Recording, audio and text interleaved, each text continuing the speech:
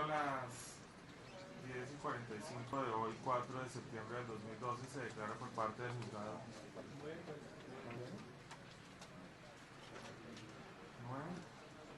casi 9:45. Encontramos un momento que incluya los datos en el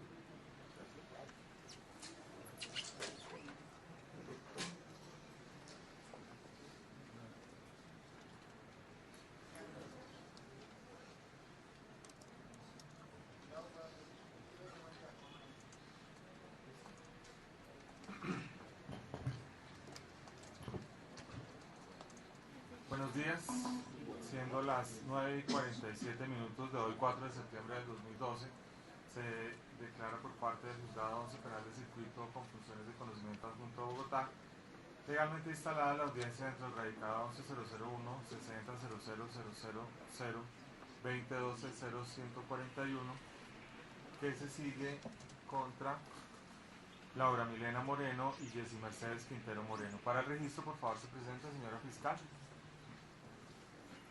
Buenos días, señor juez. Buenos días, señores procuradores, doctor Marlon Fernando Moreno y Arquímedes Sepúlveda, señoritas Laura Moreno y Jessy Quintero, señores defensores, doctor Jaime Granados, Pedro Enrique Aguilar, Jesús Albeiro Yepes y el doctor Silvio San Martín Quiñones, doctor Alejandro Cadena, apoderado de la víctima, doctor Jorge Luis Escobar Gil, doña Oneida, doctores María Victoria Parra y doctor José Darío Cediel, fiscales de apoyo, señores secretarios, señoras y señores, Marta Lucía Zamora, fiscal cuarta delegada ante la Corte Suprema de Justicia. Gracias. La bancada de la Fiscalía, por favor, se presenta. Gracias, señor juez, presidente de esta audiencia. Comparece María Victoria Parra en su condición de fiscal segunda delegada ante la Corte Suprema. Como fiscal de apoyo en este caso, presento un saludo a todos los asistentes y personal del juzgado. Señor juez, buenos días. A los demás presentes en la sala, buenos días. José Darío Cediel Serrano, fiscal de apoyo. Representante de víctimas, por favor, se presenta. Muy buenos días, su señoría. Buenos días, doctora Marta Lucía Zamora, señora fiscal de apoyo, doña Oneida, don Jorge, señores representantes del Ministerio Público, a la bancada de la defensa. Mi nombre es Alejandro Cadena Molano, suplente del doctor Jaime Lombana Villalba, representante de víctimas. Buenos días, mi nombre es Oneida Escobar, madre de Luis Andrés Colmenar. Señor representante del Ministerio Público, se presenta, por favor. Buenos días, señoría. Un saludo para usted y los demás intervinientes en esta audiencia. La representación del Ministerio Público la ejerce Marlon Fernando Díaz Ortega, procurador 55 judicial 2 penal de Bogotá, designado como agente especial dentro de la presente actuación. Buenos días, señor juez. Para usted, para los demás asistentes, mi nombre es Arquímedes Sepúlveda, procurador 326, de apoyo para esta diligencia. Gracias. Señores defensores, por favor, se presenten. Buenos días, señor juez, intervinientes, asistentes a la audiencia. Pedro Enrique Aguilar León, defensor principal de Laura Milena Moreno. Hoy intervendrá el doctor Granados. Gracias. Buenos días, su señoría, distinguidas señora fiscal, fiscales de apoyo ante víctimas, el Ministerio Público, colegas de la bancada de defensa, Laura, Jessy, público en general. Mi nombre es Jaime Enrique Granados Peña y actúo como defensor suplente de la defensa de Laura Milena Moreno Ramírez. Señor defensor. Un respetuoso saludo, señor juez, a usted y a su equipo de colaboradores. Un respetuoso saludo igualmente a las partes, a los intervinientes y un afectuoso saludo a Jessy y a Laura. Mi nombre es Jesús Albeiro Yepes, abogado suplente de la señorita Jessy Mercedes Quintero Moreno. Muchas gracias. Muy buenos días, señor juez, representante de la Fiscalía, de las víctimas, Ministerio Público, la bancada de defensa, para Laura y Jessy. Mi nombre es Silvio San Martín Quiñones Ramos, abogado defensor de Jessy Mercedes Quintero Moreno. Para esta diligencia continuará actuando el doctor Jesús Yepes. Gracias. Se presentan señoritas acusadas.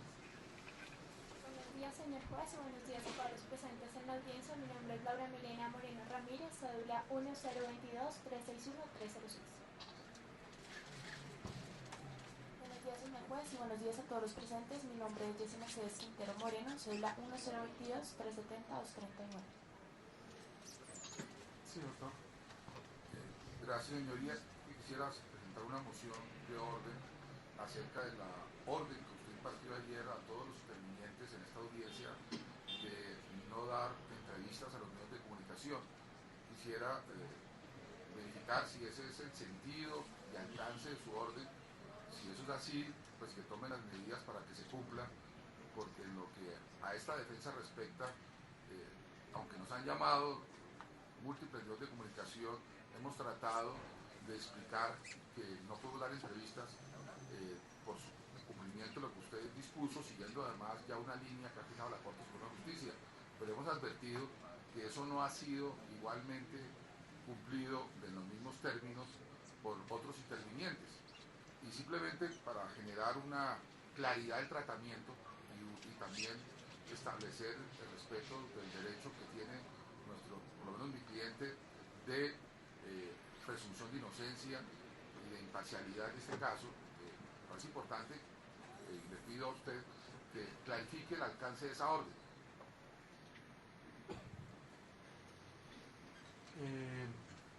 Esa orden está, como usted muy bien lo dijo y se dijo en el día de ayer, está tomada de unas posiciones que ha sentado la Corte Suprema de Justicia al inicio de sus juicios en aras de, como se dijo también en esa decisión, de proteger los derechos no solamente de los acusados frente a su presunción de inocencia, sino a las víctimas y a todos los intervinientes. Eso en el sentido igualmente no solamente de no dar declaraciones o evitar dar declaraciones, pues porque los medios de todas maneras a veces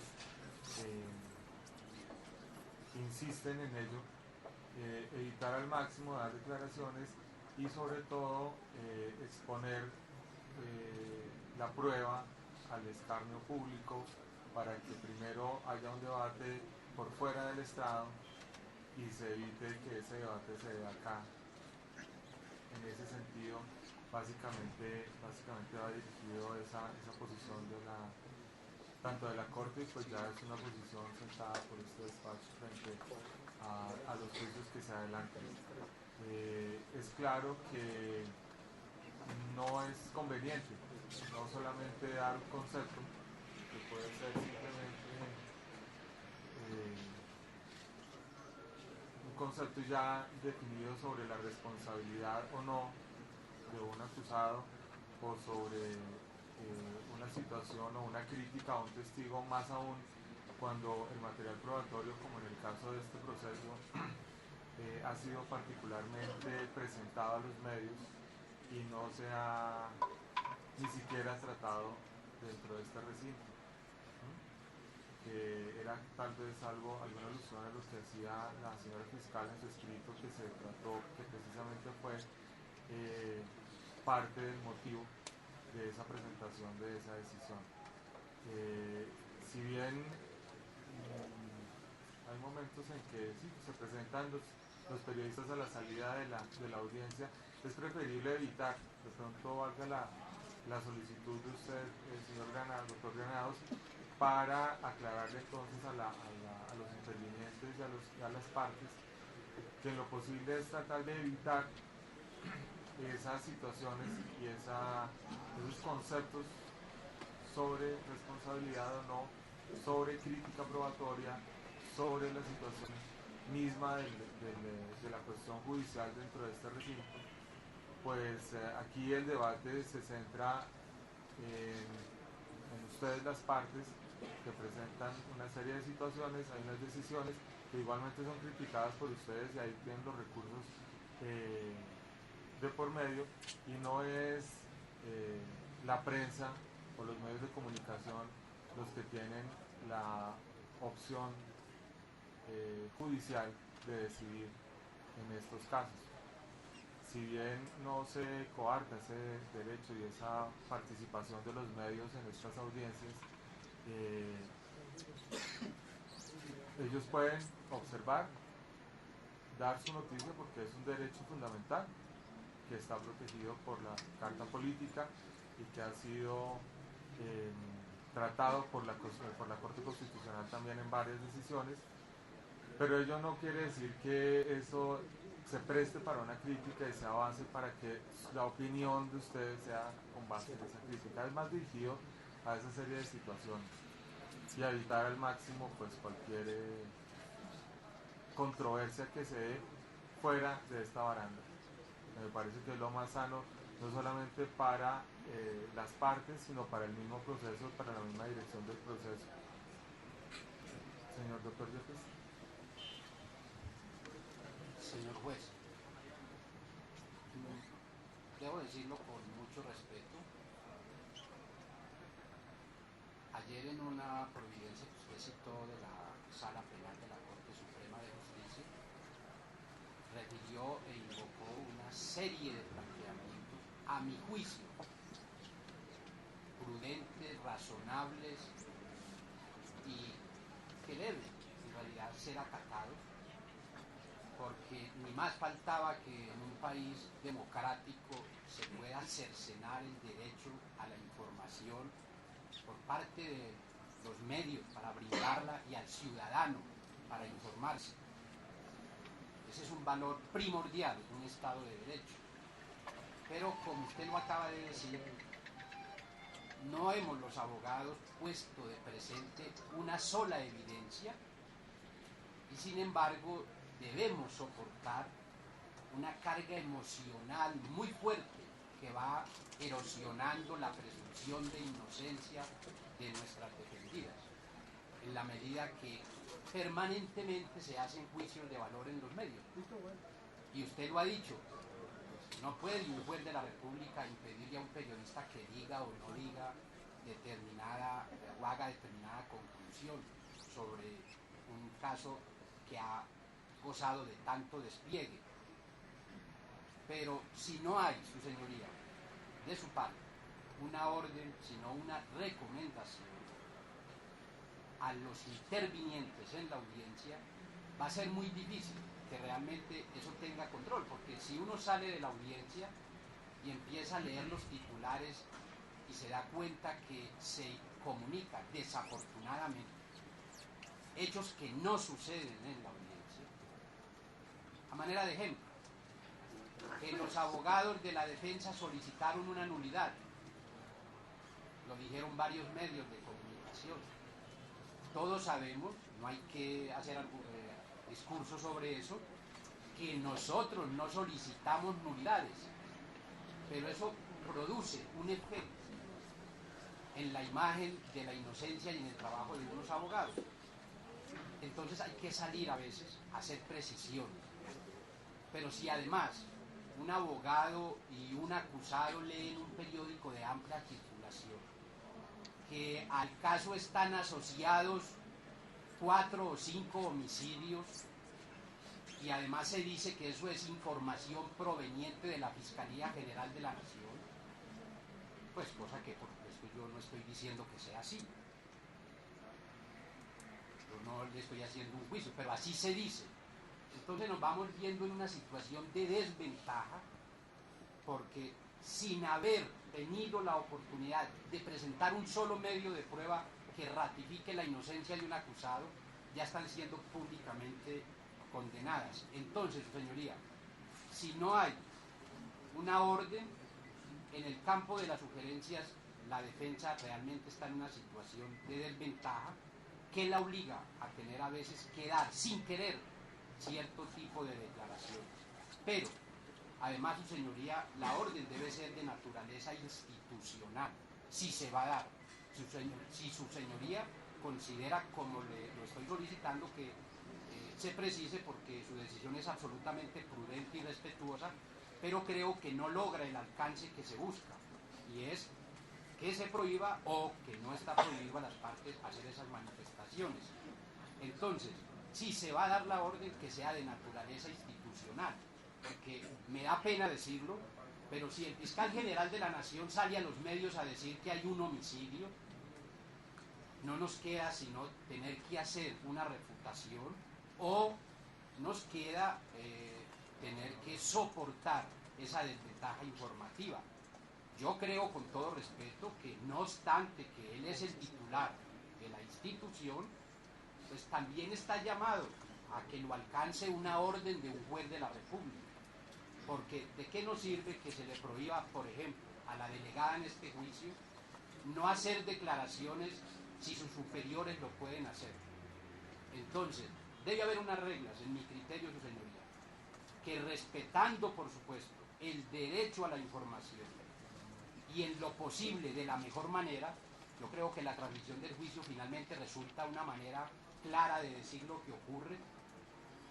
Ya no podremos sentar las interpretaciones que de ello se haga, pero si no hay una fijación, una directriz, una orden, no habrá control en esta materia, sobre todo cuando estamos en una etapa procesal, cuando aún los abogados no hemos podido, no por asuntos de su despacho, sino por el momento procesal, exhibir, poner de presente la prueba de la inocencia.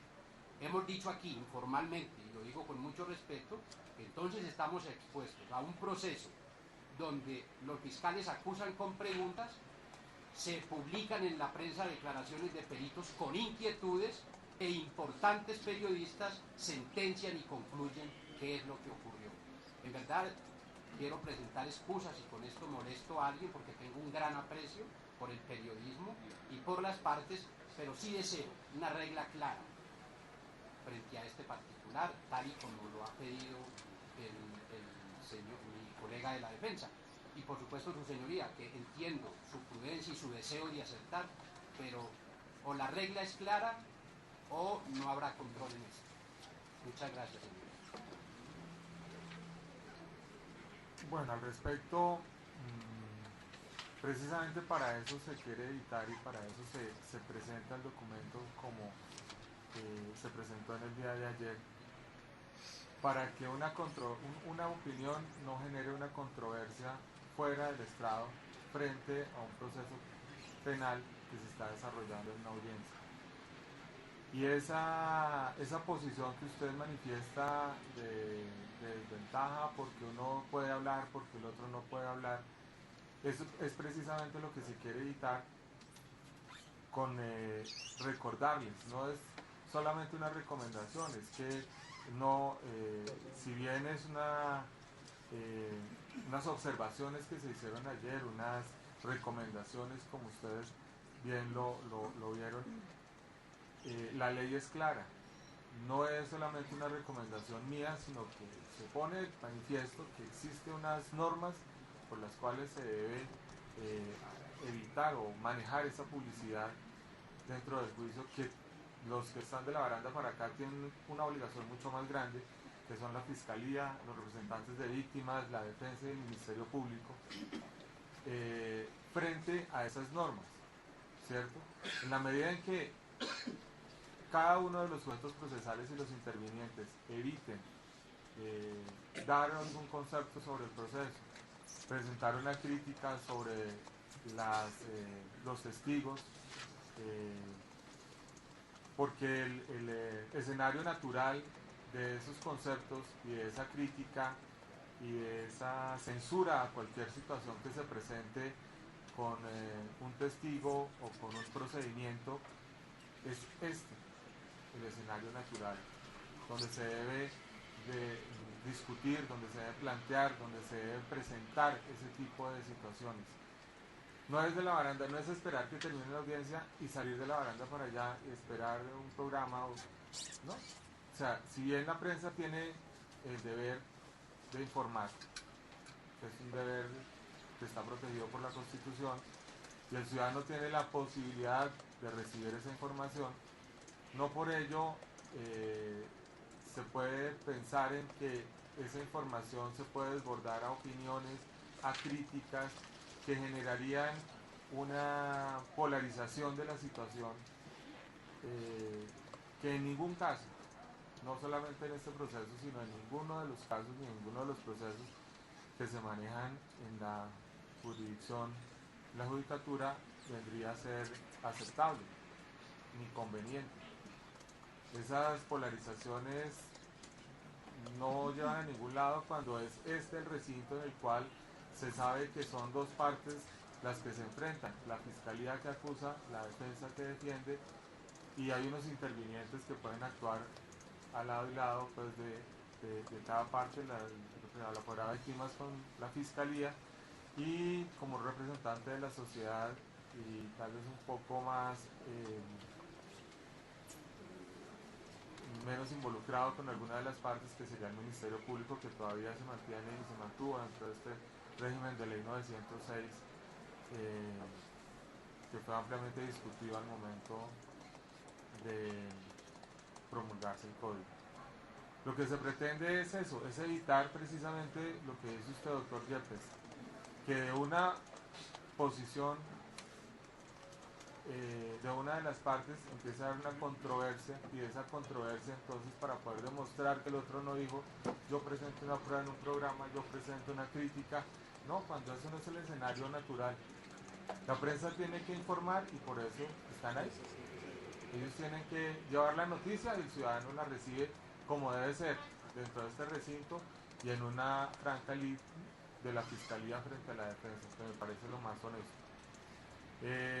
Frente a la institucionalidad, pues se supone que es la Fiscalía General de la Nación la que presenta la acusación y es la institución como tal la que debe guardar esa reserva, y por eso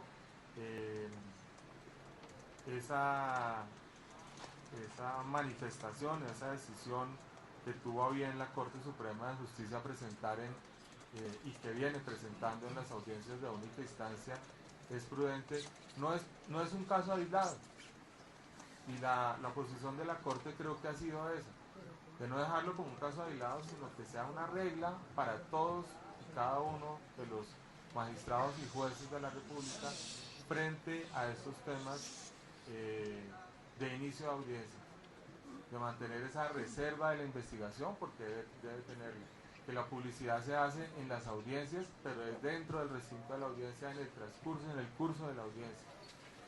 Y va dirigida a la bancada de la defensa como bancada, a la bancada de la fiscalía como bancada y como institución, al representante de las víctimas también como una bancada, como una institución. Va dirigida a los sujetos que participan dentro de una audiencia. No va dirigida únicamente al doctor Granados, porque es el doctor Granados y viene hoy acá, o a la doctora Marta Lucía, porque es la doctora Marta Lucía y vino hoy acá. No.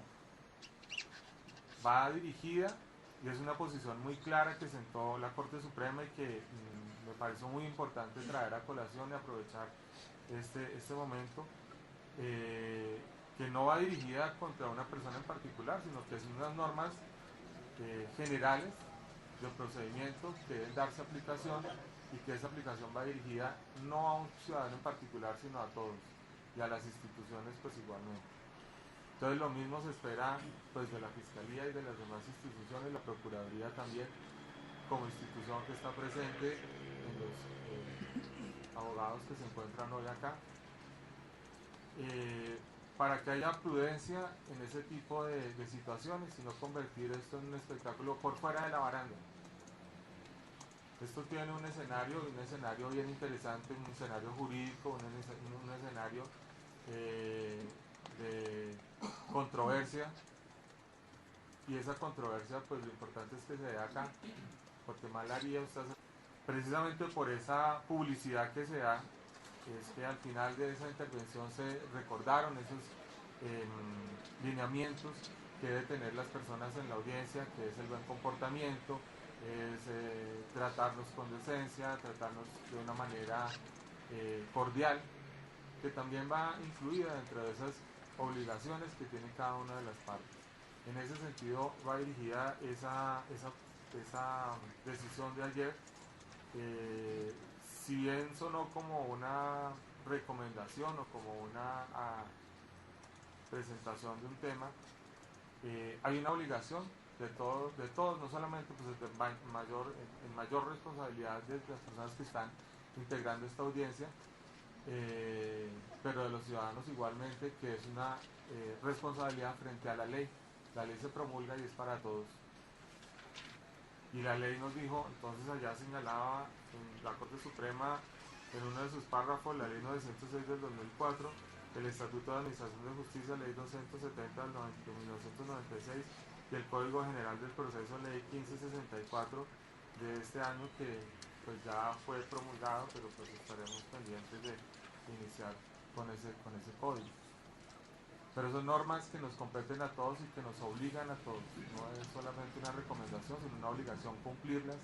Y en ese evento pues también se trajeron a colación y se sentó esa posición. No solamente, como les digo, no es una posición que se quiera presentar solamente de este despacho, sino es clara y es amplia de la Corte Suprema hacia todos los jueces y hacia todos los magistrados, incluyendo la Corte, para actuar con lealtad, con eficiencia, con eficacia en la administración de justicia, y más en este sistema, pues que si bien llevamos varios años manejándolo, hay situaciones que se presentan de una manera novedosa y que debemos también darle esa importancia.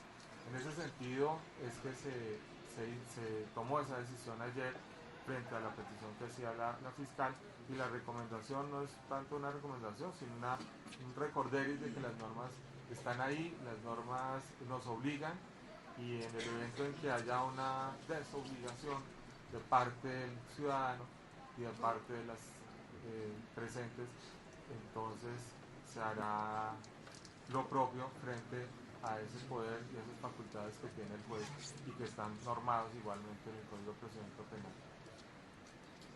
Esa creo que es la aclaración que me permito darles frente a esa posición que se tomó ayer y que es muy clara. Y a los medios pues recordarles que si bien están acá, que no hay no se coarta una posibilidad de dar una publicidad frente a estos temas, pues igualmente tiene una responsabilidad ya no de tipo judicial solamente, sino de tipo social frente a la comunicación de esta noticia. Si bien hay temas que ellos no conocen y se tratan en una audiencia como esta, como dice el doctor, que se discuten una serie de situaciones, pues entonces se les recomienda a los medios de comunicación de pronto prudencia y de pronto consultar. Entonces, las empresas de televisión deben tener algún tipo de asesorías jurídicas para lanzar una noticia y que sea de acuerdo a lo que ocurre dentro de estas audiencias. En ese sentido fue dirigida la decisión de ayer. ¿Listo? ¿Conformes? Bueno, entonces pasamos al siguiente punto, que es la decisión frente a las peticiones que presentó la señora fiscal en el día de ayer y que se refieren en primer momento a que luego de presentado el escrito de acusación se tuvo conocimiento de la existencia de los testimonios de los ciudadanos José Wilmer Oyola Lerma, Jesús Alberto Martínez Durán y Jonathan Andrés Martínez, quienes, en decir de la Fiscalía, presenciaron los hechos ocurridos el 30 y 31 de octubre del 2010, en los cuales presuntamente perdió la vida el joven Luis Andrés Colmenares. Sustenta la petición en la imposibilidad de conocer dichos elementos materiales probatorios antes de presentarse el escrito de acusación o de hacer la presentación de este. Considera que para tal efecto se dan los presupuestos del artículo 334 del Código de Procedimiento Penal, puesto que se trata de un elemento material probatorio muy significativo, y su no inclusión sería llegar a producir un eventual perjuicio al derecho de defensa y a la integridad del juicio.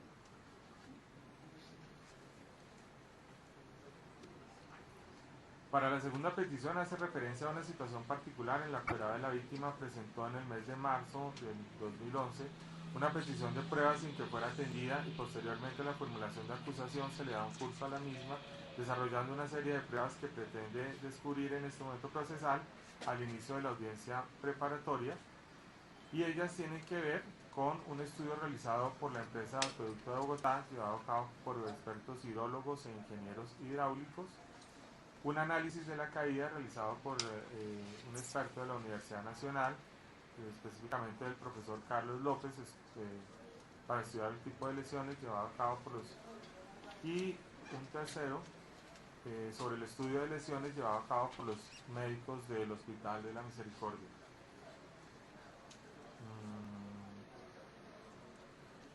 Agrega también una descubrimiento de una búsqueda selectiva en base de datos sin advertir mayores datos al respecto. Al traslado de las partes, el Ministerio Público indicó que no tiene objeción frente a la prueba sobreviniente relacionada con los tres testigos, puesto que se cumple con los requisitos normados en el artículo 334 del Código de Procedimiento Penal. Sin embargo, con respecto a la prueba técnica que la Fiscalía pretende descubrir en este estadio procesal, señala que el momento debido para hacerlo correspondió a la audiencia de formulación de acusación y que una vez concluida la misma se pierde toda posibilidad para retomar el tema, en virtud del principio de preclusión de las etapas procesales, trayendo a colación una sentencia de la Corte Suprema de Justicia sobre el tema. Sin embargo, advierte que no es pacífica la jurisprudencia relacionada con la vocación probatoria de la víctima, pues de una parte se dice que la víctima va de la mano de la Fiscalía y en tal virtud el descubrimiento que haga esta en la audiencia de formulación de acusación es conjuntamente con la víctima razonamiento que no permite conceptuar favorablemente la petición presentada por el ente fiscal. Sin embargo, de otro lado, otra visión del pensamiento refiere que la víctima puede realizar presentación de pruebas en la audiencia preparatoria abriendo el camino para que el apoderado de la víctima realice el descubrimiento que no se adelantó en sede de audiencia de formulación de acusación. La defensa de Laura Milena, el doctor Ganado, señala que no está en desacuerdo con la propuesta presentada frente a los tres testigos, puesto que se cumple con los postulados del artículo 344. Sin embargo, solicita se conceda un tiempo prudencial para el estudio de las pruebas con miras a la controversia probatoria que se avecina en la audiencia preparatoria. Respecto al descubrimiento de la prueba técnica referida por la Fiscalía, tampoco se presenta ninguna discrepancia con su adopción. Sin embargo, señala que el momento procesal ha fenecido y que no cabría la presentación de las pruebas por parte de la víctima en la audiencia preparatoria, pues así lo ha indicado la Sala de Casación Penal de la Corte Suprema de Justicia en sus últimas decisiones. No obstante, para allanar el camino al descubrimiento de la misma, propone que la víctima presente una nulidad de lo actuado a fin de que se pueda hacer la presentación de las pruebas que omitió hacer la Fiscalía, reiterando que de hacer el descubrimiento de las pruebas se conceda un tiempo prudencial. El doctor, la defensa de Jessy Mercedes, el doctor Jeffers Alzate, solicita que se ordene el descubrimiento de las pruebas en razón a que las mismas no han sufrido el examen de pertinencia, conducencia y utilidad, el cual no se ha realizado y por ende es allí donde es en la audiencia preparatoria donde debe realizarse cualquier análisis. Por el contrario, es importante conocer el contenido de dichas pruebas a fin de poder determinar si son importantes para el proceso, por el contrario no contienen los requisitos necesarios para su incorporación al juicio. Situación que, repite el abogado, no ha sido tratada, pues no se ha adelantado la audiencia preparatoria. Igualmente reitera sobre el descubrimiento de las pruebas, se concede un tiempo prudencial para adelantar el examen de las mismas, con miras al próximo debate probatorio. Consideraciones. El examen de las peticiones se surtirá desde dos puntos de vista así. El primero tiene que ver con el descubrimiento de la prueba sobreviniente relacionada con el testimonio de los ciudadanos José Wilmer Oyola Lerma, Jesús Alberto Martínez Durán y Jonathan Andrés Martínez, quienes señala la Fiscalía presenciaron los hechos ocurridos el 30 y 31 de octubre del 2010.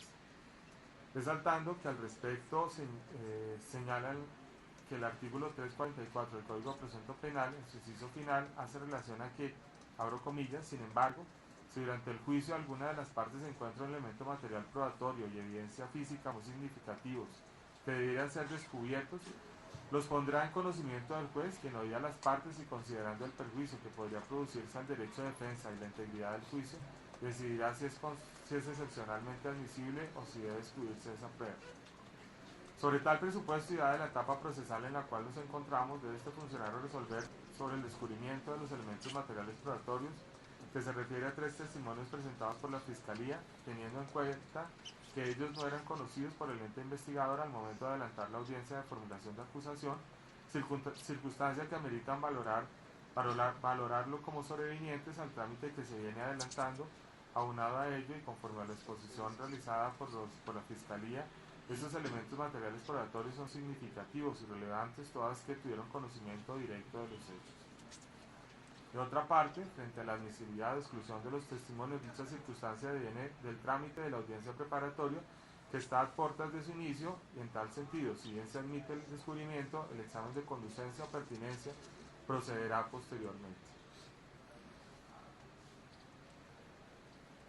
Es así entonces que, con respecto a los testimonios de los ciudadanos José Wilmer Oyola Lerma, Jesús Alberto Martínez Durán y Jonathan Andrés Martínez, en consideración a que son pruebas sobrevinientes, se aceptarán y entonces se ordenará el descubrimiento de las mismas y quedará pendiente, como se dijo entonces, el trámite del examen de conducencia pertinencia para el momento procesal pertinente.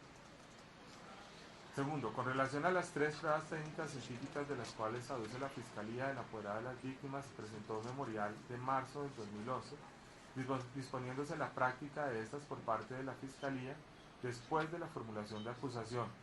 No puede olvidarse que las etapas dentro de la actuación son preclusivas, esto es, que cada momento procesal se surte en un determinado tiempo y una vez concluido este, no puede entrar el funcionario judicial a retomar su análisis, pues ya ha dado paso a otro periodo dentro del mismo proceso. Sobre el punto existe no solamente pronunciamientos de la Corte Suprema de Justicia, que traía a colación ayer el señor agente del Ministerio Público, sino posiciones de conocidos doctrinantes. Es de observar que el desarrollo jurisprudencial con relación a la intervención de la víctima en el proceso penal ha sido claramente decantada por la Sala de Casación